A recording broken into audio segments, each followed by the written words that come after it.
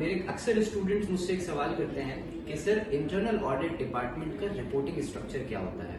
तो मैं उनको एक ही जवाब देता हूं कि इंटरनल ऑडिट डिपार्टमेंट का पोजीशन इस तरह की होती है कि उधर हमें इंडिपेंडेंस को इंश्योर करना होता है। तो इस इंडिपेंडेंस को इंश्योर करने के लिए internal audit department functionally report करता है बोर्ड ऑडिट कमेटी को या बोर्ड को, और उसके साथ साथ एडमिनिस्ट्रेटिवली रिपोर्ट करता है मैनेजमेंट की किसी भी सीनियर पोजीशन को। आईआईए रेकमेंड करता है कि ये सीनियर पोजीशन सीईओ की हो सकती है।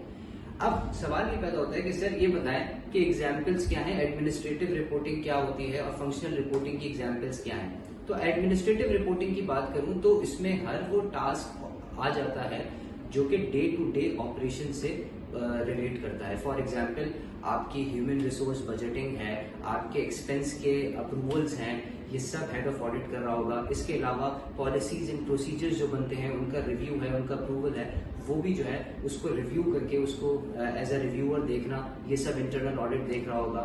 इसके अलावा जो है वो daily non audit related matters, day to day operation से रिलेटेड, वो सब एडमिनिस्ट्रेटिव रिपोर्टिंग में आते हैं। जबकि अगर हम बात करें फंक्शनल रिपोर्टिंग की, तो फंक्शनल रिपोर्टिंग के अंदर सिर्फ specifically audit related matters discuss होते हैं बोर्ड से। For example internal audit charter का अप्रूवल है, इंटरनल ऑडिट का बजट है, इंटरनल ऑडिट का प्लान है, हायरिंग फायरिंग अप्रूव, इसके अलावा जो है वो remuneration of head of audit है। ये सारी चीजें जो है डिस्कस होती हैं ऑडिट कमेटी से। इसके अलावा इंटरनल ऑडिट जो एक्टिविटीज परफॉर्म करता है उनकी कम्युनिकेशन जो है वो हेड ऑफ ऑडिट जो है वो एस्केलेट कर रहा होता है ऑडिट कमेटी के साथ। उसके साथ साथ जो है वो इसके अंदर कोई भी लिमिटेशन अगर इंटरनल ऑडिट डिपार्टमेंट फेस कर रहा है विद इन दी ऑर्गेनाइजेशन, वो सारी चीजें डिस्कस होती हैं ऑडिट कमेटी के साथ। तो ये कुछ एग्जाम्पल्स थी। आई होप आप लोग समझ गए होंगे अब के एडमिनिस्ट्रेटिव और फंक्शनल रिपोर्टिंग क्या होती है।